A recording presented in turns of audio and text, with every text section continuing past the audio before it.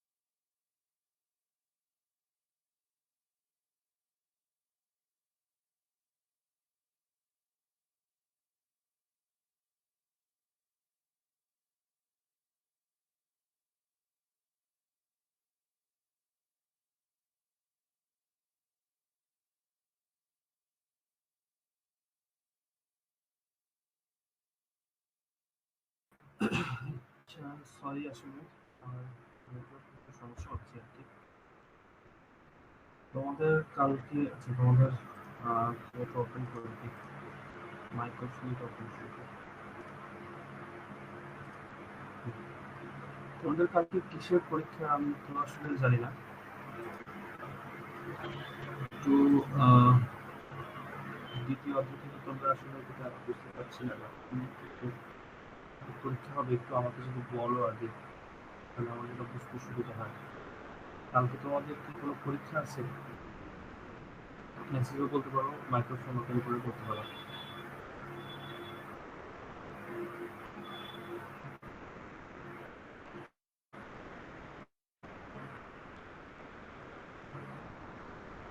কেউ বলো।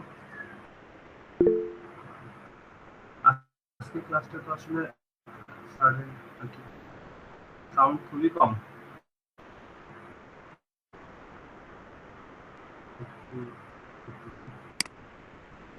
এখন কি একটু জোরে বলতেছি আর কি, আমার যদিও একটু ভয়েসের সমস্যা হচ্ছে।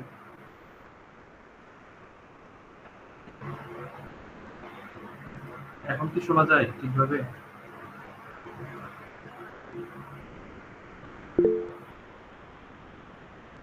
Okay. আসলে আমি একটু অসুস্থ আর কি, জ্বর গত কয়েকদিন যাবতীয়, তারপরেও গতকালকে একটু বেশি জ্বর ওদের থেকে আর কি। যার কারণে আমি সাউন্ড খুবই কম বুঝতেছি না। আমিও সাউন্ড তো কম হওয়ার কথা না। আমি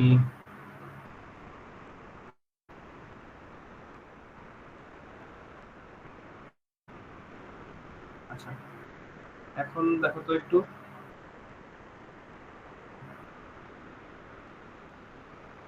এখন কথা বলতেছি, এখন কি শোনা যায়? ক্লিয়ার না? আমার মনে হচ্ছে আমার নেটওয়ার্কে কোনো সমস্যা হচ্ছে। আচ্ছা, নেটওয়ার্কটা আবার চেঞ্জ করি। বুঝতে পারছি ঝামেলা হচ্ছে।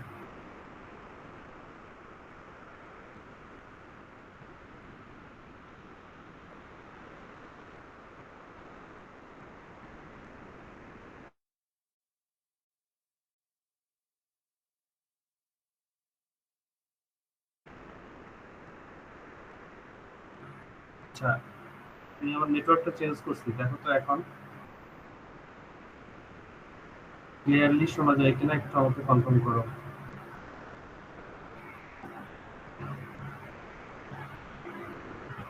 পারফেক্ট। বুঝতে পারতেছি, আসলে নেটওয়ার্কেরই এটা একটা সমস্যা। আচ্ছা, সমস্যা নেই। আহ, এবার বলো যে আসলে তোমাদের কি ধরনের এক্সাম কালকে?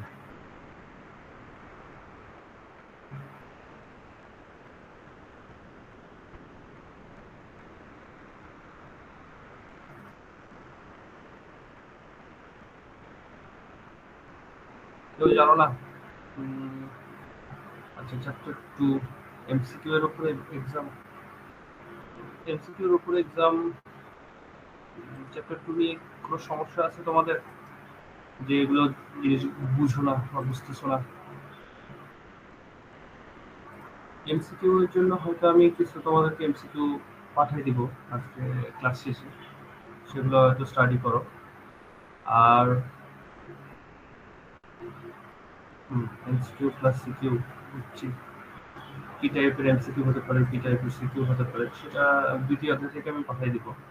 যেমন ধরো এখানে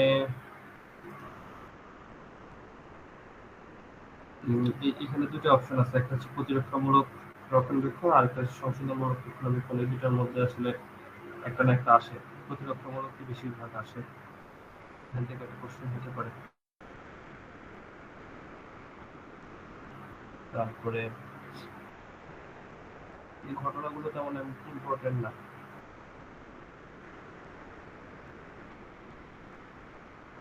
সফটওয়্যার ইনস্টলেশন এবং আনইনস্টলেশনের আসলে প্রসেসগুলো অনেক সময় চলে আসে, দেখা গেলো ছোট ছোট আকারে।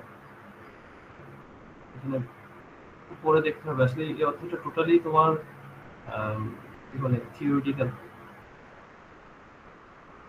এখানে বলছে কি কোনো সফটওয়্যার ইনস্টল করার পূর্বে যে বিষয়গুলো লক্ষ্য করা লাগে, যেমন সফটওয়্যার ইনস্টল করা হবে তা তোমার যন্ত্রের হার্ডওয়্যার সাপোর্ট করে কিনা। মানে হচ্ছে তুমি যে সফটওয়্যারটা ইনস্টল করতে চাচ্ছ সেটা অনেক সময় বিভিন্ন ভার্সনের হয় বা বিভিন্ন বিটের হয়, কোনোটা 32 বিট হয়, কোনোটা 64 বিট হয়। যেমন ধরো আমি একটা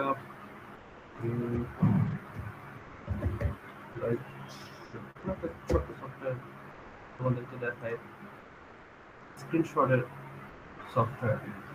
তো এখানে বলে যে ওটা উইন্ডোজের কিনা, ম্যাকের কিনা, আলাদা আলাদা বলে। আরো আছে যেমন ধরো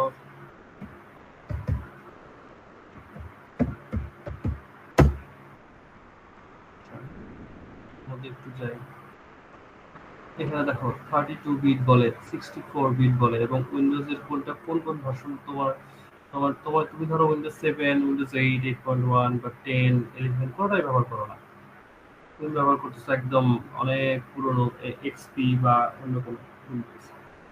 তো সেক্ষেত্রে তোমার এই সফটওয়্যারটা চলবে না। ওরা বলে দিচ্ছে যে হ্যাঁ আপনি 32 বিটের জন্য এটা ডাউনলোড করেন, 64 বিটের জন্য এটা ডাউনলোড করেন। এটা হচ্ছে উইন্ডোজের বিভিন্ন বিটের ভার্সন আর কি। এখন লেটেস্ট যেটা সেটা হচ্ছে 64 বিট, 32 বিট আগেকার ছিল।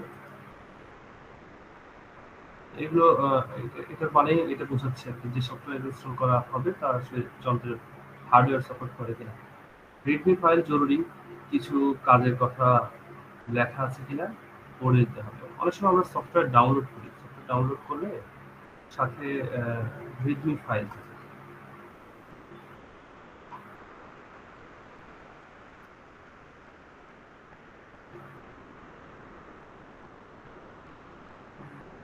দেখো সফটওয়্যার দেখো তোমাদের,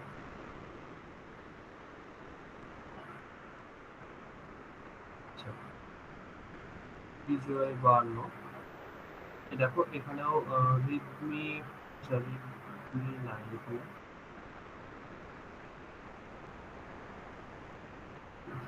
নাই।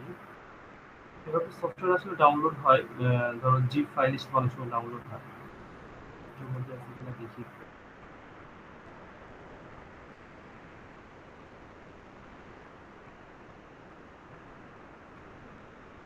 আচ্ছা এটা বলতে আছে, তো এটার মধ্যে দেখো একটা একটা টেক্সট ফাইলে রেজিস্টার কোড থাকে, এটা হচ্ছে exe ফাইল। এটা চাইলে তুমি ইনস্টল করতে পারবা, বাট ইনস্টল করা শেষ হলে তোমাকে অবশ্যই অ্যাক্টিভ করতে হবে। বা অ্যাক্টিভ করা অনেক সময় লাগে না, অনেক সময় দেখা গেলো কোন স্টেপে তুমি আসলে ইনস্টল করলা সেটা তোমাকে বুঝতে হবে। তো সেক্ষেত্রে এই রিডমি ফাইলটা তোমাকে পড়তে হবে। রিড ফাইলে কি লেখা আছে, একটা নাম লেখা আছে এবং একটা সিরিয়াল দেওয়া আছে, এখানে এটা দেওয়া আছে, যদি অন্যটার ক্ষেত্রে অন্যটা দেওয়া থাকতে পারে, অন্য কোনো কথা লেখা থাকতে পারে। তো এগুলো মাথায় রাখতে হবে আর কি যখন ইনস্টল করবা। ইনস্টলেশনের সময় অন্য সকল কাজ বন্ধ আছে কিনা, বন্ধ না থাকলে অনেক সময় নতুন সফটওয়্যার ইনস্টল করতে ঝামেলা হয়। এই কথাটার অর্থ হচ্ছে তোমার পিসিতে আসলে পিসিটা কেমন আর কি, ধরো ভালো র্যামের কিনা বা ভালো এসএসডি লাগানো আছে কিনা। মানে সফটওয়্যার যখন ইনস্টল করব তখন আসলে প্রচুর পরিমাণে র্যাম প্রয়োজন হয় কিছু সময়ের জন্য। তো ওই সময় যদি তুমি একাধিক কাজ করো সে আসলে অনেক সময় হ্যান্ডেল করতে পারে না। সেক্ষেত্রে অন্যান্য সফটওয়্যার যে কাজ না করে ইনস্টল করাটা বেটার। যদিও এখনকার ল্যাপটপ বা কম্পিউটারগুলো অনেক অনেক বেশি ফাস্ট হয়, অনেক বেশি স্মুথলি কাজ করে। সো প্রয়োজন হয় না আসলে, কাজ করতে করতে আরেকটা সফটওয়্যার নিয়ে কাজ করা যায়। আচ্ছা, অ্যান্টিভাইরাস সফটওয়্যার বন্ধ আছে কিনা। মূলত অ্যান্টিভাইরাস সফটওয়্যার বন্ধ আছে কিনা এটা শুধুমাত্র বাংলাদেশের পার্সপেক্টিভেই চলে, আর কোথাও চলে না। কারণ তুমি যদি পেইড ভার্সনের কোনো সফটওয়্যার ব্যবহার করো তাহলে অ্যান্টিভাইরাস বন্ধ থাকার প্রয়োজন নাই, অ্যান্টিভাইরাস খোলা থাকলেই ভালো। এবং তুমি যদি ফ্রি ভার্সন কোনো কিছু ব্যবহার করো সেক্ষেত্রেও অ্যান্টিভাইরাস অন থাকাই বেটার। এর কারণ হচ্ছে ওই সফটওয়্যারের মধ্যে যদি কোনো খারাপ কিছু থাকে, ম্যালওয়্যার জাতীয় কোনো কিছু থাকে, অ্যান্টিভাইরাস তাকে ডাউন করে দেয়। এখন পেইড ভার্সনের যে সফটওয়্যারটা, যেটা বাংলাদেশের লোক হিসেবে আমরা ব্যবহার করি, আমরা তো টাকা পয়সা দিই না, আমরা ক্র্যাক করে ব্যবহার করি বা চুরি করে ব্যবহার করি। সেক্ষেত্রে অ্যান্টিভাইরাস ওই সফটওয়্যারটাকে দেখলে বলে যে এটা মিলিশিয়াস একটা সফটওয়্যার, এর ভিতরে ম্যালওয়্যার আছে। এবং এটা দেখার সাথে সাথে সে কিছু ফাইল অটোমেটিক্যালি ইরেজ করে ফেলে, ডিলিট করে ফেলে ওই সফটওয়্যারের ভেতরকার কিছু কিছু ফাইল। অনেক সময় এমন কোনো সিস্টেম করে ফেলে যে তুমি আর ওই সফটওয়্যার ইনস্টলই দিতে পারবে না যতক্ষণ অ্যান্টিভাইরাস অফ না করে। এই কারণে এখানে বলতেছে যে অ্যান্টিভাইরাস সফটওয়্যার বন্ধ আছে। তারপর বলছে অপারেটিং সিস্টেমে অ্যাডমিনিস্ট্রেশনের অনুমতি আছে কিনা। মূলত তুমি যখন একটা সফটওয়্যার ইনস্টল করবা, দেখো আমি আমার পিসি ইউজ করতেছি, আমার পিসিতে আমি অ্যাডমিনিস্ট্রেটর, তোমার পিসিতে তুমি অ্যাডমিনিস্ট্রেটর। কিন্তু আমি যদি তোমার পিসিতে কাজ করতে চাই বা তুমি যদি আমাকে তোমার পিসিটা দাও, দিয়ে বলো যে ইউজ করতে, তো আমি তো তোমার সব ডেটা দেখতে পাচ্ছি। তুমি আমাকে ধরো এমন কোনো সিস্টেম করে দিলা যে তুমি আমার টিচার আর আমি তোমার স্টুডেন্ট, তো আমি হচ্ছে স্টুডেন্ট হিসেবে ব্যবহার করবো, আলাদা কোনো ইউজারে। তো আলাদা কোনো ইউজারে যদি আমি ব্যবহার করি, অবশ্যই তুমি আমাকে সব পারমিশন দিচ্ছ না, অল্প কিছু পারমিশন দিয়ে রাখছো যে আমি যাতে এর বাইরে কোনো কিছু না। তো যখন এরকম অবস্থায় আমি কোনো সফটওয়্যার ইনস্টল দিতে যাব, তখন আমাকে বলবে যে অ্যাডমিনিস্ট্রেশনের পারমিশন লাগবে, অ্যাডমিনিস্ট্রেটরের পাসওয়ার্ড ব্যবহার করতে হবে। এই জন্য এখানে বলতেছে যে অপারেটিং সিস্টেমের অ্যাডমিনিস্ট্রেটরের অনুমতি আছে কিনা, এরকম কোনো ঘটনা যদি ঘটে আর কি। তো এগুলো হচ্ছে তোমার সফটওয়্যার ইনস্টল করার আগেকার বিষয়। অপারেটিং সিস্টেম সফটওয়্যার ছাড়া অন্যান্য সফটওয়্যার ইনস্টল করার প্রক্রিয়া অনেকেই লিখছে অপারেটিং সিস্টেমের উপর নির্ভর করে। আচ্ছা, অন্যান্য সফটওয়্যার ইনস্টল করার প্রক্রিয়া, হ্যাঁ, মানে আসলে মূলত সব ধরনের সফটওয়্যারই তুমি ইনস্টল করার প্রসেসটা নির্ভর করবে অপারেটিং সিস্টেম সফটওয়্যারে। এখন আমাদের মধ্যে একটা সমস্যা আছে, কনফিউশন আছে যে অপারেটিং সিস্টেম সফটওয়্যার নিয়েই আমাদের কনফিউশন, কোনটা অপারেটিং সিস্টেম সফটওয়্যার, কোনটা সিস্টেম সফটওয়্যার, কোনটা অ্যাপ্লিকেশন সফটওয়্যার, এগুলো আমরা বুঝি না। আমাদের বইয়েও একটু ভুল লেখা আছে, যদিও আসলে এভাবে বলার কোনো অপশন নাই আমাদের, যে বইয়ে ভুল লেখা আছে। যেমন ধরো অপারেটিং সিস্টেম সফটওয়্যার আসলে মূলত যেমন উইন্ডোজকে বলে, লিনাক্সকে বলে, যেগুলো আসলে আমাদের পুরো কম্পিউটারটাকে অপারেট করতেছে। আর এর সাথে বাই ডিফল্ট কিছু সফটওয়্যার থাকে, যেমন এখানে বাই ডিফল্ট কিছু সফটওয়্যার আছে, এবং এই যে এই সফটওয়্যারটা যেমন কন্ট্রোল প্যানেল, এই সফটওয়্যারটা কিন্তু সিস্টেমের একটা সফটওয়্যার, ঠিক আছে, সিস্টেমের একটা সফটওয়্যার, সিস্টেম সফটওয়্যার বলতে পারবো। এটা কিন্তু আগে থেকে ইনস্টল করাই থাকে, আমি চাইলেও এটা কি করতে পারবো না, আমি হচ্ছে রিমুভ করতে পারবো না, চাইলেও আমি এটাকে পরে ইনস্টল করার কোনো সুযোগ নেই। আর তুমি যে ধরো আমি ক্যাপকাট ইউজ করতেছি, রেকুবা ইউজ করতেছি, যেগুলো ব্যবহার করতেছি এগুলো মূলত আমার অ্যাপ্লিকেশন সফটওয়্যার, বা মজিলা ফায়ারফক্স ইউজ করতেছি, ভিজুয়াল স্টুডিও ইউজ করতেছি। এগুলো সবই হচ্ছে আমার পরবর্তীতে আমি কি করছি, ইনস্টল করছি। ঠিক আছে, তো এগুলো হচ্ছে অ্যাপ্লিকেশন সফটওয়্যার। তিন ধরনের সফটওয়্যার, একটা অ্যাপ্লিকেশন সফটওয়্যার, একটা হচ্ছে সিস্টেম সফটওয়্যার, আর একটা অপারেটিং সিস্টেম। যাই হোক, আমি আরো কিছু কথা বলছি যে অটো রান। বেশিরভাগ ক্ষেত্রে সফটওয়্যারগুলোর সাথে অটো রান নামে একটি অপশন যুক্ত থাকে। আর তোমাদের কম্পিউটারে সিডি বা ডিভিডি বা পেন ড্রাইভ প্রবেশ করলে অটো রান প্রোগ্রামটি সচল হয়, সফটওয়্যারটি সেট আপ করার অনুমতি চায়। এবং আচ্ছা, এটা মূলত ঘটনা হচ্ছে, এটা একটু আগেকার কথাগুলো বলতেছে, এখন আসলে এগুলো চলে না। আগেকার কথা বলতে, আগে সফটওয়্যার ইনস্টল করতে হলে সিডির প্রয়োজন হতো, এবং অনেক সময় সিডি না, অনেক সময় পেন ড্রাইভেও নেওয়া যায়। তবে সেগুলো হচ্ছে যখনই তুমি ওপেন করবা, এখন যেরকম আমি তোমাকে সফটওয়্যার দেখালাম, এই যে এখানে সফটওয়্যারগুলো দেখালাম, সফটওয়্যার কিন্তু, তো আগে এরকম এরকম পাওয়া যেত না। অনেক সময় দেখা গেল সিডি দিয়ে তোমাকে অন করতে হবে, এবং ওইরকমও দেখায় তোমাকে।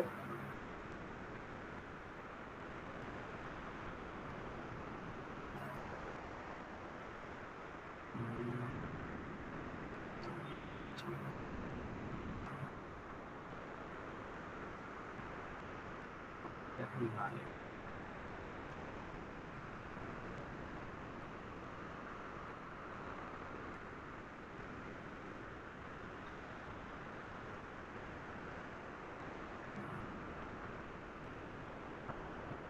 ওরকম সফটওয়্যার সিডির মতো দেখতে আর কি।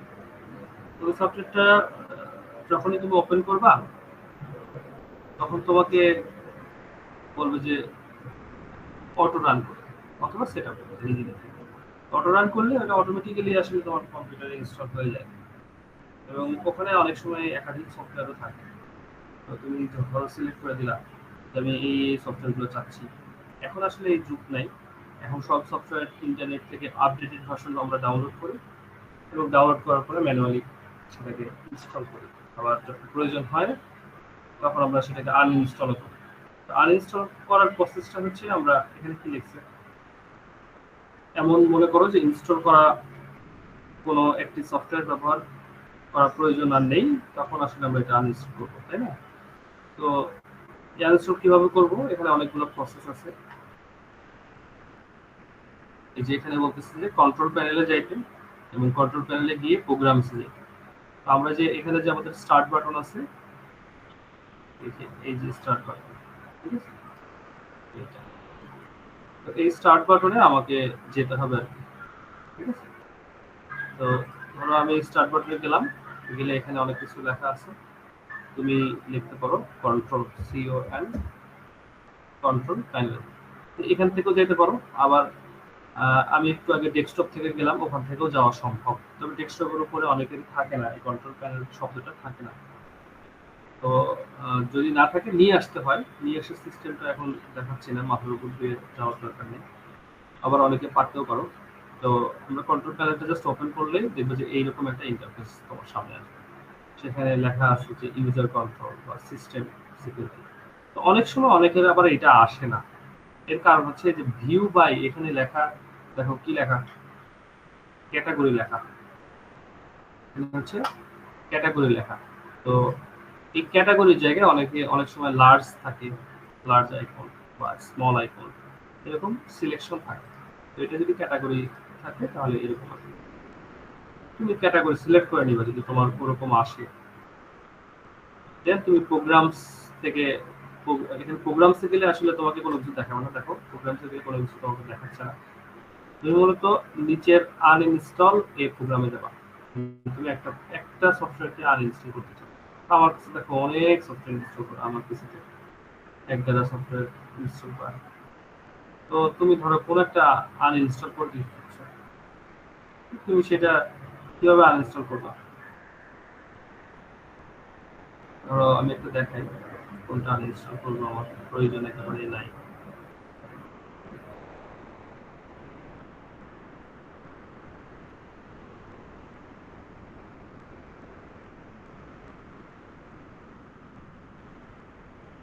প্রক্সি ট্রিগারটা আমি আনইনস্টল করে দিই আপাতত। এটাতে ক্লিক করলে দেখবো যে আনইনস্টল আর চেঞ্জটা এটা দেখাচ্ছে, ভিজিবল হচ্ছে। আগে কিন্তু ভিজিবল ছিল না। আবারও আমি দেখাই, আমি ধরো নতুন করে দিলাম আনইনস্টলের প্রোগ্রাম, এখানে কিন্তু এরকম কোনো শব্দ নাই যে আনইনস্টল অথবা চেঞ্জ। প্রক্সি ট্রিগারে ক্লিক করার সাথে সাথে এখানে আনইনস্টল চেঞ্জ চলে আসছে।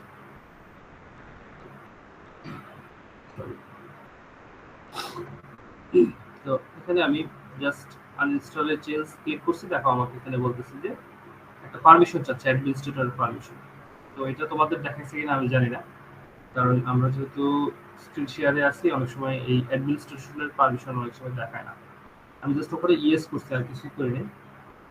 ইয়েস করার পরে এই ইন্টারফেসটা আসছে যে প্রক্সি ট্রিগারটা আমি আনইনস্টল করতে চাই কিনা।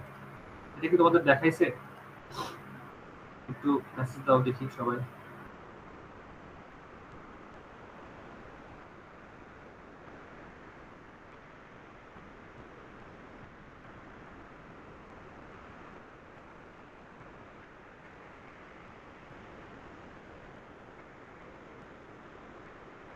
তোমরা কি ডিভাইসের সামনে নাই?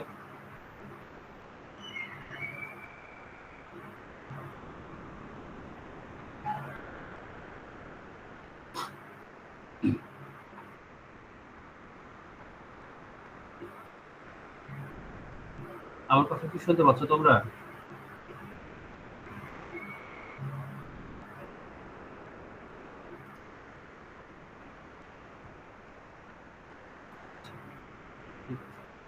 তো আমরা আবারও যাই ওখানে। তো এটা আমরা আনইনস্টল করতে চাচ্ছি, ধরো এখানে আমি ইয়েসে ক্লিক করার সাথে সাথে এটা আনইনস্টল হয়ে যাবে। হ্যাঁ, এখানে কিছু সময় নেবে, নেওয়ার পরে এটা আনইনস্টল হয়ে যাবে।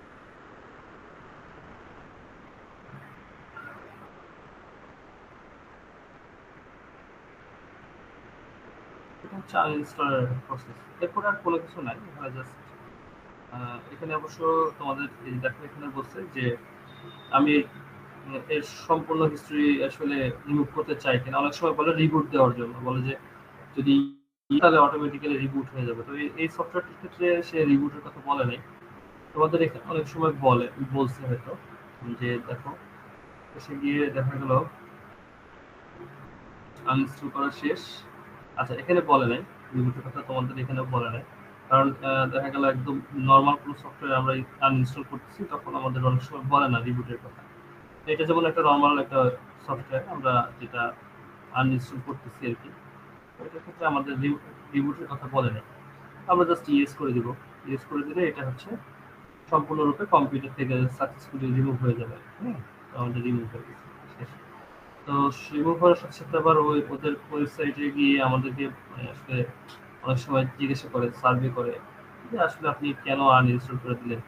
যেরকম একটা ইমেজ দিয়ে দেখছো বলছে আনইনস্টল সার্ভে, যে আপনি আমাদের প্রোডাক্টটা কেন আসলে ইয়া করলেন, আনইনস্টল করে দিলেন, আমরা কি দোষ করছি আর কি।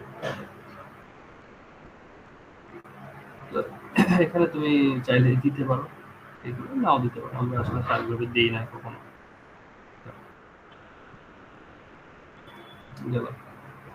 তো এরপরে হচ্ছে তোমাদের সফটওয়্যার ডিলিট। এই যে সফটওয়্যারটা আমরা আনইনস্টল করলাম, এই সফটওয়্যার ডিলিটের একটা আলাদা ইয়ে আছে যে আমি এখান থেকে আমার কম্পিউটারে আসলে যদি কোনো কিছু থেকে যায় আনইনস্টল করার পরেও, তাহলে সেটা কিভাবে রিমুভ করব। তো এটা এখানে অপশন আছে যে কি তোমাকে রান বাটনে যেতে হবে, রান বাটনে গিয়ে রেজিট লিখতে হবে। তো এটা কিভাবে তুমি রান বাটনে যাবে, এটা 1 নাম্বার বলছে। তো এই জন্য তোমাকে বলছে কি যে উইন্ডোজ বাটনে চাপ দাও, উইন্ডোজ বাটনে চাপ দিয়ে আর এ চাপ দাও। উইন্ডোজ বাটন কোনটা? এটা হচ্ছে উইন্ডোজ বাটন, এবং উইন্ডোজ বাটন চেপে আর চাপতে হবে। আর চাপলে এই যে এরকম তোমার সামনে চলে আসছে, ঠিক আছে। তো এখানে তুমি লিখবা হচ্ছে রেজিট, আমার এখানে লেখাই আছে, যেটা আমি এরকম অনেক কিছুই ধরো লাইফে লিখছি। তো এখানে রেজিট শব্দটা আছে। তো এরপরে বলছে কি রেজিট শব্দটা ওপেন করলাম, ওপেন করার সাথে সাথে আমাকে পারমিশন চাই আমি অ্যাডমিনিস্ট্রেটর কিনা। তো আমার কাছে একটা একটা হচ্ছে এরকম এই যে রেজিট এডিটর নামে একটা লেখা আসে। বলছে ফাইল মেনুতে প্রবেশ করতে হবে এবং এক্সপোর্টে ক্লিক করতে হবে। ফাইল মেনু কোথায়? এই যে ফাইল এখানে, এখানে এক্সপোর্ট আছে। ওকে, এক্সপোর্টে ক্লিক করলাম। ক্লিক করার পরে আমি কোথায় কি রাখবো না রাখবো এগুলো এখানে লিখছে আর কি। আমরা আরেকটু পড়ি। দেখো ফাইল মেনুতে ক্লিক করছে, এক্সপোর্টে গেছে, গিয়ে একটা জায়গা সিলেক্ট করছে। জায়গা সিলেক্ট করার পরে বলছে যে একটা নাম লিখে সেভ করতে। এটা কেন বলছে? এটা বলছে হচ্ছে যে তুমি কোনো কারণে যদি ডিলিট করতে গিয়ে ভুল কোনো কিছু ডিলিট করে ফেলো, তুমি যাতে আবার সেটাকে ব্যাক করাইতে পারো, এই জন্য বলছে আর কি। তো এখানে আমার আপাতত দেখো এখানে অনেক কিছু আছে। এগুলো সব পিসির কিন্তু আলাদা আলাদা, মানে ইউজারের আছে, রুট পারমিশন আছে, লোকাল মেশিনারি, অনেক কিছু এখানে আছে। এখানে ধরো সবই আছে, আমার কম্পিউটারে যা যা আছে এর মধ্যেই আছে। তো এখানে আমি যদি এটাকে এক্সপোর্ট করি, করে আমি যদি এখানে বলে দিই যে ধরো টেস্ট নিয়ে আমি একটা লিখছি, টেস্ট অলরেডি আছে, টেস্ট টু, এরকম কিছু একটা লিখছি, দিয়ে সেভ করলাম। সেভ করলে এখানে যা যা আছে আসলে সব সেভ হয়ে যাবে। যদিও আমি রুটেরটা সেভ করে ফেলছি ভুলে, এখানে মূলত আমার কম্পিউটারটা সিলেক্ট করার দরকার ছিল, এখানে একটা সিলেক্ট হয়ে আছে, সময় নিবে মনে হচ্ছে এখন।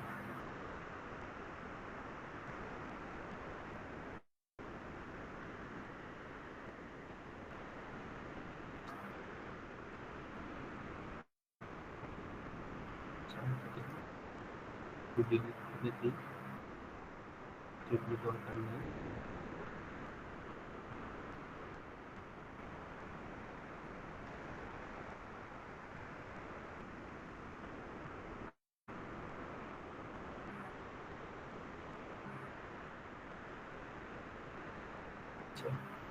ঠিক আছে, আমাদের মোটামুটি ধরো এখন আমাদের এই ফাইলে যাওয়ার না গিয়ে আমাদের এডিটে যেতে হবে বলছে।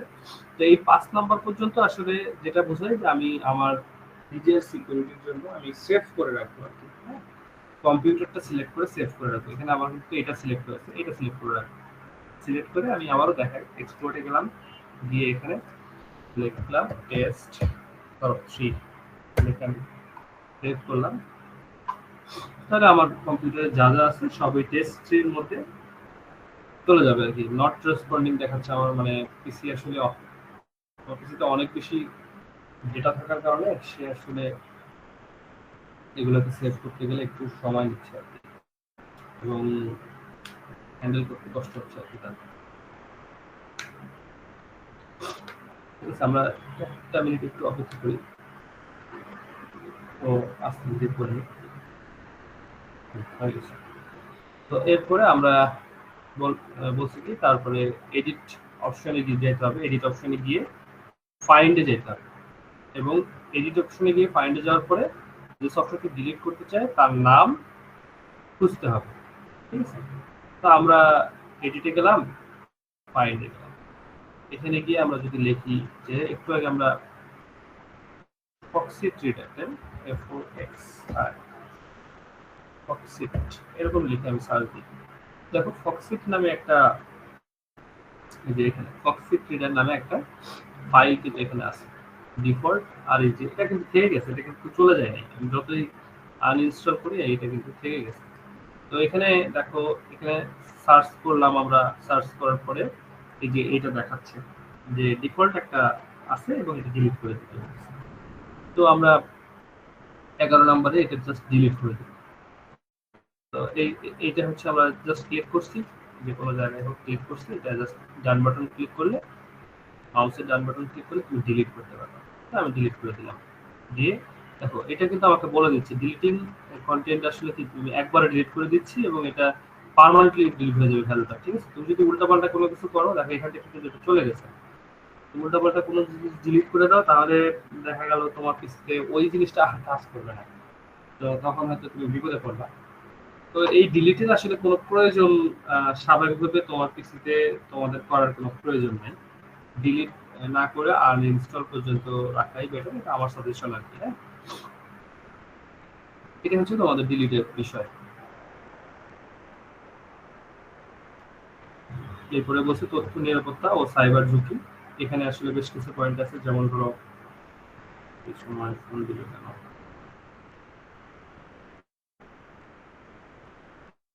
একটু লাইনে থাকো না, একটা কল রিসিভ করে নি। হ্যালো, আসসালামু আলাইকুম স্যার।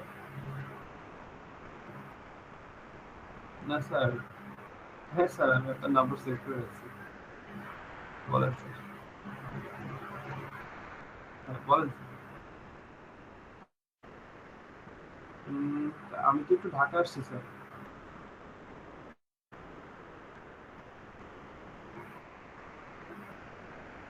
হ্যাঁ। ও আচ্ছা আচ্ছা। হ্যাঁ, স্যার, অনেক ধন্যবাদ স্যার। আসলে আমি থাকবো না তো, সেটা কালকে হয়তো বিকালের দিকে, হ্যাঁ, বিকালের দিকে রওনা দিব আর কি। জি জি জি। ঠিক আছে। হ্যাঁ, না ঠিক আছে, বুঝতে পারছি। ঠিক, ঠিক আছে। আচ্ছা।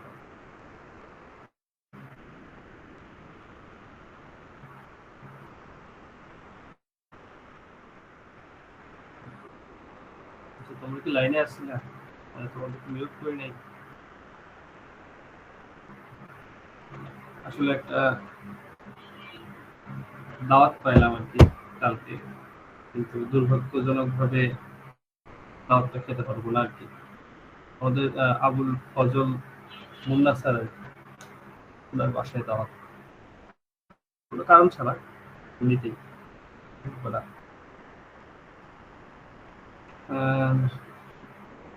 মিস করে ফেললাম আর কি। ভালো খাওয়া দাওয়া হতো আর কি, যাওয়া যাওয়া যেত আর কি। ওকে। আমরা তারপরে পড়ায় ফেরত আসি। কি তোমরা কি মন খারাপ করলা কতটা তোমাদের সাথে শেয়ার করলাম বলে?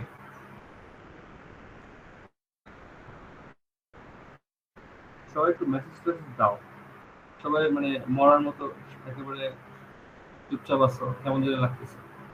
মনে হচ্ছে আমি কথা বলতেছি বাট তোমরা ঘুমায় গেছো।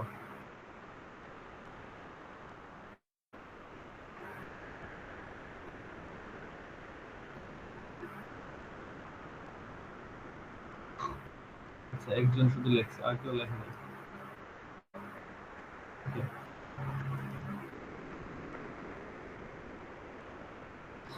ঠিক আছে, আমি কন্টিনিউ করি। তো এরপরে আসছে হচ্ছে তোমাদের সাইবার অপরাধে আসলে বেশ কয়েকটা পয়েন্ট আছে। হ্যাকিং শব্দটা আছে, তারপরে ব্রুট ফোর্স অ্যাটাক আছে, ডেটা ইন্টারসেপশন আছে, তারপরে আছে ডিডোস অ্যাটাক, আর হচ্ছে কম্পিউটার ম্যালওয়্যার। এগুলো নিয়ে আমি কিন্তু তোমাদেরকে সম্ভবত তোমাদের প্রিটেস্টের আগে দেখাচ্ছি কিছু জিনিস, যেমন ডিডোস কিভাবে হয়, তারপরে ব্রুট ফোর্স অ্যাটাক কিভাবে হয়, এটা আমি ভিডিওতেও দেখাচ্ছিলাম মনে হয় তোমার, যতদূর মনে পড়ে আর কি। হ্যাকিং জিনিসটা আসলে খুব সোজা সাপটা কথা, যে হ্যাকিং মূলত কোনো একটা নেটওয়ার্ক ইউজ করে একজন হ্যাকার তোমার কম্পিউটারে কি করতে অ্যাক্সেস নেবে, তোমার কম্পিউটার অ্যাক্সেস নিতে পারে, তোমার ওয়েবসাইটে অ্যাক্সেস নিতে পারে, তোমার অ্যাপ্লিকেশনে অ্যাক্সেস নিতে পারে, ইভেন তোমার যে কোনো বিষয়ে অ্যাক্সেস নিতে পারে। তোমার ধরো মোবাইলের যে ক্যামেরা আছে সেটাতেও অ্যাক্সেস নিতে পারে, তোমার ছবি তুলতে পারে, ইভেন তোমার তোমার ভিডিও করতে পারে। এনিথিং ইজ পসিবল একজন হ্যাকার। কিন্তু স্বাভাবিকভাবে কেউই আসলে স্বাভাবিকভাবে এটা করে না। হ্যাকাররা আমার যতদূর আহ, যেটা আমি বুঝি, যে তোমার উপরে কোনো রাগ আছে, সেক্ষেত্রে তোমার পিছনে লাগবে, অথবা তোমার কাছে কোনো তার স্বার্থ আছে, হতে পারে তোমার কাছে অনেক টাকা পয়সা, তোমার পেছনে আসবে, তখন সে কি করবে, যাবে আর কি। তো হ্যাকাররা আসলে ফাও কাজে দেখা গেল সময় নষ্ট খুব কম করে। তো হ্যাকারদের মধ্যেও আবার দুই তিন রকম আছে, যেমন একটা বলে ব্ল্যাক হ্যাট হ্যাকার, একটা বলে হচ্ছে হোয়াইট হ্যাট হ্যাকার। তো এর মধ্যে হচ্ছে ব্ল্যাক হ্যাট হ্যাকারটা হচ্ছে বেশি খারাপ বলতে ওরা ওদের পরিচয় টোটালি গোপন রাখে এবং ওরা কিভাবে কাজ করে সেটা কখনোই প্রকাশ করে না, বাট তোমার ক্ষতি করে চলে যাবে, তুমি টের পাবা না। আর হোয়াইট হ্যাট হ্যাকাররা হচ্ছে মূলত তোমার তোমাকে আসলে সেভ করার চেষ্টা করে, তোমার নেটওয়ার্কে তুমি যাতে ভালোভাবে ব্যবহার করতে পারো। ধরো তুমি কারোর সাথে মেসেজ করতেছো, তো সেই মেসেজটা যাতে আরেকজন না পড়ে সেদিকে সে খেয়াল রাখে। যেমন ধরো আমি এর আগে আমি যখন যেখানে জব করতাম, তো ওখানে আমি এই কাজটাই করতাম। বলো যদি এভাবে বলা উচিত না ওপেনলি, তাও বললাম যে দেখা গেল 1 থেকে 1.5 লাখ লোকের নেটওয়ার্কের মাধ্যমে যখন তারা কমিউনিকেট করে, তাদের যে ডেটাগুলো এগুলো যাতে আরেক জায়গায় না চলে যায়। মাঝখানে আমাদের প্রায় 2 থেকে 3 মাস বেশ যুদ্ধ করা লাগছে, কারণ ওই সময় আমাদের নেটওয়ার্কে প্রচুর ডিডস অ্যাটাক চলতো এবং আমরা লাইভ ওই অ্যাটাকের সাথে কি করতাম, অ্যাটাকারের সাথে বলা যায় যুদ্ধ করতাম, ফাইট করতাম। ওর মতো একটা দেখা গেল স্ট্রিপিং করছে বা একটা যে কোনোভাবে আমাদেরকে নেটওয়ার্কে একটা এক্সট্রা ট্রাফিক ছেড়ে দিছে, যেগুলো সবই ফেক। তো আমাদেরকে দেখা গেল একটা নির্দিষ্ট টাইমের মধ্যে সেই নির্দিষ্ট আইপিকে ফাইন্ড আউট করতে হতো। আমি একদম সিম্পলি বলতেছি, ভিতরে অনেকগুলা মানে প্রসেস আছে, তোমাদেরকে এত প্রসেস বুঝাতে চাচ্ছি না এখন আর। তো তখন ওই পার্সন যে আইপি থেকে আসলে মূলত আমাদেরকে এক্সট্রা ট্রাফিক জেনারেট করে দিয়ে দেয়, তো ওই ট্রাফিকটা তো ফেক। তো সে এক এক সময় দেখা গেল এক এক আইপি ইউজ করে, অনেক সময় দেখা গেল এক এক রাউটার ইউজ করে। আসলে সে এরকম কোনো কিছুই করে না, একটা টুল ব্যবহার করে, যে টুলটা এই টোটাল বিষয়টাকে হ্যান্ডেল করে। সে মাঝে মাঝে চেঞ্জ করে সবকিছু। তো আমাদেরকে বেশিরভাগ সময় যেটা করতে হতো, খুবই কম সময়ে, দেখা গেল সর্বোচ্চ সময় তুমি পাবা হয়তো 15-20 মিনিট, এর মধ্যে তোমাকে ফাইন্ড আউট করে তাকে ব্লক করে দিতে হবে।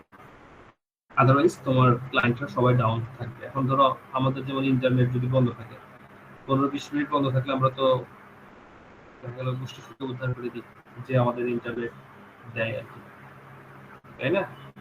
যে আপনার ইন্টারনেট লাইন ভালো না, কেন বন্ধ, হ্যাঁ শাসিত, এই আর কি। আমাদের কোম্পানিটা অনেক বড় ছিল, ইউজারও অনেক বেশি ছিল, যার কারণে আমাদের এগুলো একটু মেনটেন করতে হতো খুবই স্মার্ট আর কি। তো এটা হচ্ছে তোমার বলা যাচ্ছে হ্যাকিং এ হ্যাকারদের আসলে দুই রকম ব্যাপার। আর একটা আছে গ্রে হ্যাট হ্যাকার, ওইটা ওরা হচ্ছে ভালো মন্দ দুই দিকেই থাকে আর কি। তো ওরা আসলে ভালো মন্দ দুই দিকেই থাকে, যেমন তোমার নর্মালি কোনো ক্ষতি করবে না, বাট চাইলে ক্ষতি করতে পারে, সে ক্ষমতা সে রাখে। আবার অনেক সময় তোমাকে বললো যে এটা আপনি আমাকে সলভ করে দিচ্ছি, আপনি এর বিনিময়ে কিছু টাকা দেন আমাকে, তুমি অস্বীকার করো, এবং রাগ হয়ে গেল, দেখা গেল তোমার সাইটটা নষ্ট করে দিল। এরকম হয় অনেক সময়। সে বলা যায় যে অ্যাজ লাইক ব্ল্যাক হ্যাকারের মতো, কারণ সেও পরিচয় গোপন রাখে, টোটালি স্বাভাবিকভাবে সে কিন্তু পরিচয় ওপেন রাখে না। একমাত্র হোয়াইট হ্যাট হ্যাকাররাই পরিচয়টা ওপেন রাখে, তাও সবাইকে যে সে বলে বেড়ায় ঢাক ঢোল পিটে যে আমি হ্যাকার আমি হ্যাকার, বিষয়টা এরকম না। আচ্ছা, এরপরে আসি brute force attack. Brute force attack হচ্ছে এমন একটা জিনিস, একটা অ্যাটাকার একটা টুলস ব্যবহার করে এবং সেই টুলস থেকে নির্দিষ্ট কিছু সার্ভারে সে ট্রাফিক পাঠায়, বা বিভিন্ন দেখা গেল একটা ট্রাফিক বলতে বোঝা যাচ্ছে, ধরো আমরা যখন যে কথা বলতেছি আমরা মোটামুটি কিন্তু একটা তোমরা যে যে ইন্টারনেট ব্যবহার করতেছো, আমি যেমন রবি ইউজ করতেছি, রবি সিম, তো আমি রবি সিমের কিন্তু একজন ট্রাফিক, হ্যাঁ। তো তুমি তোমরা হচ্ছে এক একজন এক একটা ইন্টারনেট ব্যবহার করতেছো, যে যে ইন্টারনেট ব্যবহার করতেছো সেই ইন্টারনেটে তুমি একটা ট্রাফিক। এখন তোমার মতো হাজারো ট্রাফিক তার নেটওয়ার্কে আছে, কিন্তু একজন অ্যাটাকার যদি সেই হাজারো ট্রাফিকের ভিড়ে দেখা গেল 2 লাখ 5 লাখ ট্রাফিক এক্সট্রা দিয়ে দেয়, তো সেক্ষেত্রে কিন্তু ওই সার্ভারের পক্ষে এটা মেনটেন করা খুব কঠিন। দেখো এখানে লেখছে কি, বাস্তব জীবনে একজন চোর যেমন একটি তালাবদ্ধ রুমে প্রবেশ করার জন্য বিভিন্ন রকম চাবি দিয়ে সেই তালাগুলো কি করে খোলার চেষ্টা করে, তেমনি ভাবে ডিজিটাল মাধ্যমে অপরাধীরা মানুষের বিভিন্ন অ্যাকাউন্ট, যেমন ব্যাংক, সোশ্যাল মিডিয়া ইত্যাদি ডিজিটাল ডিভাইসে অবৈধভাবে প্রবেশ করার জন্য বিভিন্ন সময় কি করে সফটওয়্যার বা টুলস ব্যবহার করে। তো এই টুলস কেন ব্যবহার করবে? দেখো আমার আমার যে রাউটারটা আমি ব্যবহার করতেছি বাসায়, এই এই রাউটারটা আমি নিশ্চয়ই পাসওয়ার্ড কারোর সাথে শেয়ার করিনি, কিন্তু আমার এখানে যদি অনেক ট্রাফিক চলে আসে, আমার তো হঠাৎ করে মনে হবে যে মনে হয় কোনো সমস্যা হয়েছে, তাহলে আমি কি করি? পাসওয়ার্ড চেঞ্জ করি বা ইনিশিয়ালি আমি কোনো স্টেপ নিই। তো আমি যে স্টেপটা নিচ্ছি অ্যাটাকার ওইটারই সুযোগ নেই। দেখা গেল আমি পাসওয়ার্ড চেঞ্জ করছি, ওই সময় সে এটাকে ক্যাপচার করে ফেলছে এবং ওই পাসওয়ার্ড কি দিছি সে ওটা বুঝে ফেলছে। তো বুঝে ফেলার পরে সে কিন্তু তোমার সার্ভার বা তোমার রাউটারে সে অ্যাক্সেস দিতে পারে। ঠিক আছে, তার টুলসের মাধ্যমে সে সেই ক্যাপচারটা নিয়ে নিচ্ছে। ঠিক আছে, তো এইটাই হচ্ছে ব্রুট ফোর্স অ্যাটাক। তুমি একাধিক দেখা গেল একাধিক তোমাকে ট্রাফিক দিবে কোনো একটা বিষয়ের মাধ্যমে, তোমাকে ম্যানিপুলেট করবে, করে তোমার সার্ভারে সে অ্যাক্সেস দিবে। এরপরে আছে কি ডেটা ইন্টারসেপশন। এখানে কি বলছে যে কৃষি কাজের জন্য জমিতে সেচ দেওয়া, এটা যদিও একটু নর্মাল কথা হচ্ছে, যা জমি বা ক্ষেত নালা করে আচ্ছা পাইপের মাধ্যমে পানি দেওয়া হয়। এটা কখনো তোমরা দেখছো কিনা জানি না, যে যদি গ্রামে কেউ থাকে সে যে পানিতে যখন পানি দিয়ে আসলে সেচ দেওয়া হয় জমিতে, তো জমির এক সাইড দিয়ে একটু মানে গর্ত করে দেওয়া হয় আর কি, হ্যাঁ, এবং ওই সাইড দিয়ে পানিটা চলতে থাকে, নির্দিষ্ট প্রত্যেকটা জমিতে জমিতে চলতে থাকে, গিয়ে ওই জমিগুলোতে পানি চলে আসে। তো বলছে কি এই নালা বা পাইপের মাঝখানে যদি মাঝপথে যদি কোনো কেটে দেয় কেউ, অথবা পানির পাইপটা কি ফুটো করে দেয়, তাহলে যে পরিমাণ পানি পাওয়ার কথা সে পরিমাণ পানি পাওয়া যাবে না, এর ফলে কৃষক ক্ষতিগ্রস্ত হবে। মাঝপথে পানির অসৎ উপায়ে যেমন যেন কেউ না কেউ নিতে না পারে আর কি, হ্যাঁ, সেজন্য নজরদারির ব্যবস্থা করতে হবে। ঠিক একইভাবে ডিজিটাল মাধ্যমে তথ্য আদান প্রদানে সময় সময় প্রাপক এবং প্রেরকের মধ্যবর্তী কেউ তা আড়ি পেতে চুরি করতে পারে। এই চুরি হবার প্রক্রিয়াটি ডেটা ইন্টারসেপশন নামে পরিচিত। তো এটা কিন্তু খুব স্বাভাবিক একটা কথা যে আমরা একজন আরেকজনের সাথে কথা বলতেছি, মাঝখানে যে আছে সে আমাদের কথাগুলো আসলেই করতে পারতেছে কিনা বা পারবে কিনা।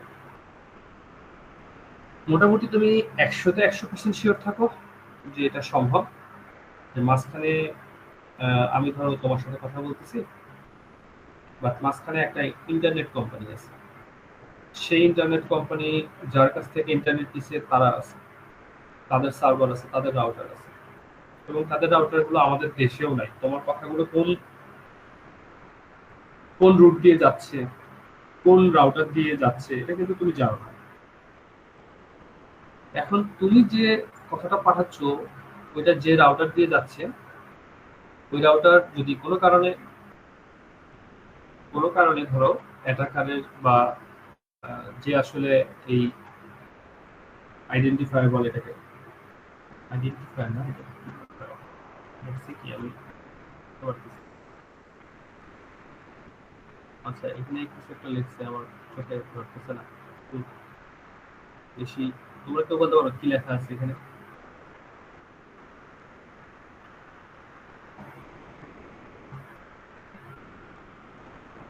বইয়ে সম্ভবত ক্লিয়ার আছে, ক্লিয়ার আছে। আচ্ছা যাই হোক, মানে মাঝখানে যে থাকে আর কি, সে সাপোজ ওই রাউটারে যদি অ্যাক্সেস নিয়ে থাকে তাহলে কিন্তু সে 100% সেই লেখাগুলো পড়তে পারবে। তবে অবশ্যই লেখাগুলো এনক্রিপ্টেড থাকে, হ্যাঁ, একটু এলোমেলো থাকে, একটু চেঞ্জ থাকে। তো এরকম অনেক টুলস আছে যেখানে দেখা গেল তোমার লেখাগুলোকে জাস্ট কপি করে পেস্ট করে দিয়ে দিলেই ও সে লেখাগুলো সাজায় দিবে। যে কিভাবে আসলে মেসেজটা পাঠাইছে সেভাবেই তো সে দেখতে পাবে। এইটা হচ্ছে ডেটা এনক্রিপশন আর কি। আর ডিডোস অ্যাটাকটা হচ্ছে যেটা বলছিলাম যে একটু আগে, যে ট্রাফিক পাঠানো। তো এটা ট্রাফিকটা মূলত ইন্টারনেটের থ্রুতে পাঠায় কোন একজন অ্যাটাকার, এবং সে মূলত একজন একজন ব্যক্তি হয়, একজন বা তার হয়তো একাধিক দুইটা পিসি থাকতে পারে, হ্যাঁ, অনেকগুলো পিসি তার না, কিন্তু সে যখন এই সার্ভারগুলোতে ট্রাফিক পাঠাচ্ছে সে মূলত হাজার হাজার লক্ষ লক্ষ ট্রাফিক পাঠায়। এবং এই সার্ভারের দেখা গেল একটা ক্ষমতা আছে যে হয়তো সে ট্রাফিক নিতে পারবে সর্বোচ্চ, হয়তো সে নিতে পারবে 3000, হ্যাঁ, বা 5000। তো সে জায়গায় যদি 1 লাখ নিতে হয় তাকে, সে আসলে কি পাগল হয়ে যাবে আর কি। তো যার কারণে সে কি করে, তখন হ্যাং করে বা নিজেকে ডাউন করে ফেলে যে আমি আর পারতেছি না, তো তুমি দেখো। তো সেক্ষেত্রে আমাদের দেখা গেল বারবার সেগুলো রিবুট করা লাগতেছে, বারবার দেখা গেল সেই অ্যাটাকারকে খুঁজে বের করা লাগতেছে। এই সময় কিন্তু আসলে যে অ্যাকচুয়াল ইউজার তারা কিন্তু সবাই ডাউন, তাদের আসলে অনেক কষ্ট হয়ে যায়। তো এটাই হচ্ছে মূলত ডিডোস ডেনিয়াল অফ সার্ভিস আর কি, হ্যাঁ, ডিস্ট্রিবিউটেড অফ সার্ভিস। শুধু শুধু ডস অ্যাটাকও হয়, তবে ডস অ্যাটাকের থেকে ডিডোস অ্যাটাকটা বেশি ভয়ানক। সেখানে আসলে একটু মারাত্মকভাবে অ্যাটাক করে, যে আগে ডস অ্যাটাক হতো, এখন ডিডোস অ্যাটাক হয় আর কি। তো এখানে অনেকগুলো শব্দ আছে, যেমন ম্যালওয়্যার শব্দটা আছে, মিলিশিয়াস সফটওয়্যার আছে, এগুলো নিয়ে একটু পড়াশোনা করতে হবে তোমাদের। কম্পিউটার ভাইরাস আছে, ওয়ার্ম আছে, বাগ। বাগ হচ্ছে কোনো সফটওয়্যার ধরো প্রবলেম বা সমস্যা, সেটা আসলে ঠিকমতো কাজ করে না, এরকম কোন একটা বিষয়, যেটাকে বাগ বলে। আমরা অনেক সময় এই বাগ মানে অন্য কিছু মনে করি, তো আসলে এরকম না। বাগ মানে হচ্ছে সফটওয়্যার একটা প্রবলেম আর কি, অসুবিধা সৃষ্টি করে যেটা আসলে। তো তারপরে হচ্ছে এই ট্রোজান হর্স, এটা কি, এটা কিন্তু সব ভাইরাস, ঠিক আছে, এগুলোর নাম একটু পড়াশোনা করবে। স্পাইওয়্যার, স্পাইওয়্যার দিয়ে আসলে কি করে, তোমাদেরকে আসলে মনিটর করতে হবে যে আসলে তুমি কি করতেছো, কিভাবে কি করতেছো। র্যানসমওয়্যার দিয়ে তোমার পিসির অবস্থা খারাপ করে ফেলতে পারা যাবে, যে তোমার পিসি আসলে তুমি চালাতেই পারবে না। তারপরে আরো অনেকগুলো ব্যাপার আছে, যেমন রুল ক্রিয়েট আছে, অ্যাওয়্যার আছে, তারপরে হচ্ছে স্প্যামিং আছে। তো এগুলো একটু স্টাডি করতে হবে, এগুলো নিয়ে একটু তোমরা এর সহায়তা নিতে পারো। ওখানে গিয়ে এগুলো নিয়ে জাস্ট লিখলে তোমাকে ডিটেলস বলে বলে দিবে আর কি এগুলো কি জিনিস। তারপরে সাইবার বুলিং, সাইবার বুলিংটা সম্পর্কে মনে হয় কিছু বলার দরকার নেই। ফেক নিউজ, এগুলো তো তোমরা এর আগেই পড়াশোনা করে আসছো, তোমাদের এর আগের আছে। তবে এই যে হেল্পলাইন নাম্বারগুলো মনে রাখার চেষ্টা করবা, এগুলো অনেক সময় চলে আসে। তারপরে বিটিআরসি কি জিনিস, বাংলাদেশ টেলিকমিউনিকেশন নিয়ন্ত্রণ পরিষদ, হ্যাঁ, এটা কিন্তু ইম্পর্টেন্ট। এরকম কথাগুলো মনে রাখবা। তারপরে হচ্ছে এখানে পুলিশের যে ওয়েবসাইটটা, এই ওয়েবসাইটের অ্যাড্রেসটা মনে রাখা দরকার। আমাদের কি টাইম শেষের পথে? অল্প কিছু সময় আছে। তো তারপরে আছে হচ্ছে এখানে টু র্যাব অ্যাপ্লিকেশন আছে, র্যাবের অ্যাপ্লিকেশন, তো এগুলো মনে রাখতে হবে। হ্যালো সিটি, মানে সিটি অ্যাপ, সেটা হচ্ছে সম্ভবত কাউন্টার টেরিজম, ওদের হচ্ছে টিমের অ্যাপ, ঠিক আছে। তো হ্যাঁ, এখানে দেওয়া আছে কাউন্টার টেরিজম। তো আহ, এগুলো হচ্ছে বিভিন্ন অ্যাপ, এগুলোর নাম একটু মনে রাখলাম। টু ফ্যাক্টর অথেন্টিকেশন, এই জিনিসটা কি? এই জিনিসটা হচ্ছে মূলত তোমরা যখন জিমেল ব্যবহার করো বা যে কোনো কিছু ব্যবহার করো, যেমন ফেসবুক ব্যবহার করো অনেকে, বা হোয়াটসঅ্যাপ ব্যবহার করো। এখন তোমার হোয়াটসঅ্যাপ নাম্বার ধরো আমি ট্রাই করতেছি, বা তুমি বিকাশ অ্যাকাউন্ট ব্যবহার করতেছো, আমি ট্রাই করতেছি যে তোমার অ্যাকাউন্টে ঢোকার। তো স্বাভাবিকভাবে তোমার কাছে কি যেতে পারে, একটা ওটিপি যেতে পারে। তুমি ওটিপিটা আমার সাথে শেয়ার করলা না, স্বাভাবিকভাবে তুমি আমার সাথে শেয়ার না করলেও এখন আমি তোমার ফোনটাকে কোনোভাবে ট্র্যাক করে নিছি, তো তোমার ওটিপিটা আমি নিশ্চয়ই জেনে ফেললাম। তো জেনে ফেলার পরে আমি লগ ইন করতে পারলাম, কারণ কি তোমার শুধু ওটিপির উপরেই তোমার সফটওয়্যারটা নির্ভর করতেছিল। কিন্তু তুমি যদি একাধিক ওটিপি দিয়ে রাখতে, যে তুমি দুইটা বা তিনটা জায়গায় তোমাকে কি করতে হবে, যেতে হবে, সেখানে গিয়ে তোমাকে সে কোড নিতে হবে। ধরো প্রথমে তোমার ওটিপি দিলাম, দেওয়ার পরে সে বললো যে আরেকটা ওটিপি গেছে হয়তো অন্য কোনো সফটওয়্যারে। এখন যেমন একটা সফটওয়্যার আছে, নাম হচ্ছে গুগল অথেন্টিকেটর, ঠিক আছে? তোমরা যারা জিমেল ব্যবহার করো, তোমাদের অবশ্যই এই গুগল অথেন্টিকেটর সফটওয়্যারটা ব্যবহার করা উচিত। ব্যবহার করলে দেখবে যে তোমার টু ফ্যাক্টর অথেন্টিকেশন হয়ে গেল, এবং তুমি একাধিকবার তোমার কাছে এসএমএস আসবে, এবং তোমার কাছে হচ্ছে কোড যাবে, এবং 30 সেকেন্ড পর পর কোড চেঞ্জ হয় গুগল অথেন্টিকেটর। তো ওইটাতে তুমি ব্যবহার করলে তোমার হচ্ছে স্বাভাবিকভাবে তোমার জিমেলটা হ্যাক হওয়ার চান্স অনেক কম, বা তোমার হোয়াটসঅ্যাপ বলো বা অন্য কোনো সফটওয়্যার হ্যাক হওয়ার চান্স একটু কম। এটাকে আসলে টু ফ্যাক্টর অথেন্টিকেশন বলে। ওটিপির পূর্ণরূপ কি, এটা আমি অনেকবার ধরছিলাম আমাদের, দেখা গেল যখন আমি ভাইবা নিই, অনেকে পাওয়াই নেই ওটিপির পূর্ণরূপ কি, ওয়ান টাইম পাসওয়ার্ড। ঠিক আছে, আর কি আছে, আর গেমের আসক্তি, এগুলো একটু রিডিং করে নিবা। সামাজিক নেটওয়ার্কের আসক্তি, এগুলো কিছু বলার নেই। আচ্ছা, পাইরেসি জিনিসটা কি? পাইরেসি হচ্ছে, ধরো একটা রিকোয়ারমেন্ট আছে,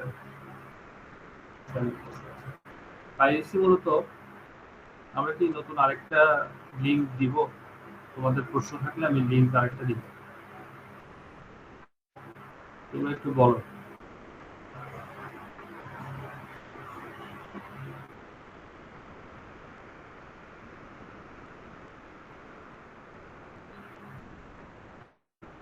আর মিটিংটা কি আরেকবার স্টার্ট করবো আমি? 5 মিনিট পরে বন্ধ হয়ে যাবে।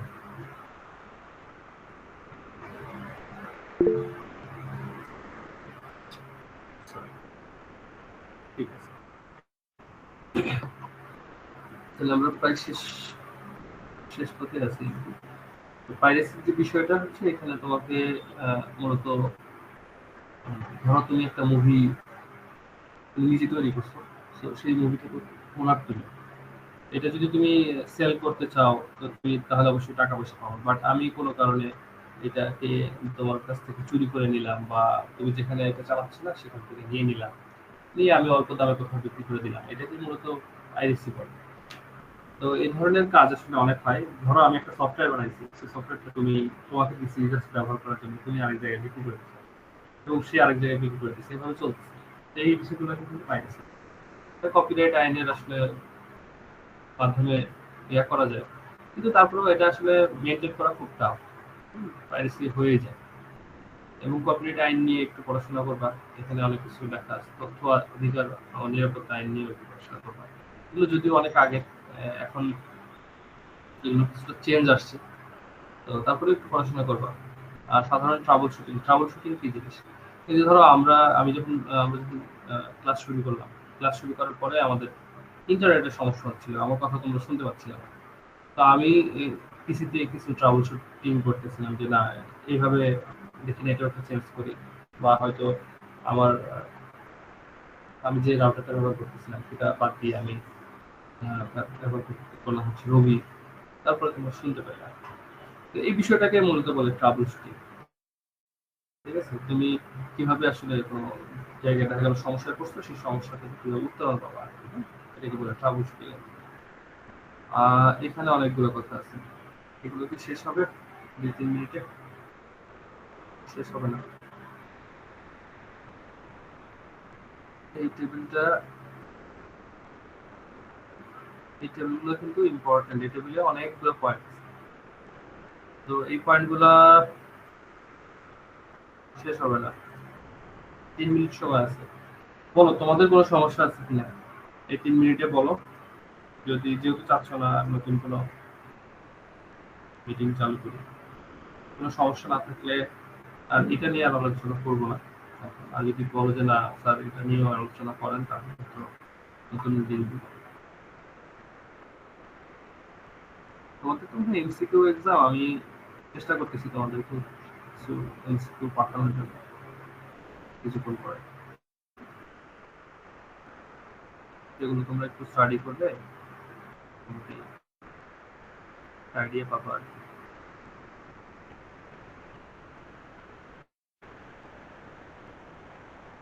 আমি কি তাহলে এখানে শেষ করে দিব মিটিং, বা ক্লাস শেষ করে দিব এখানে?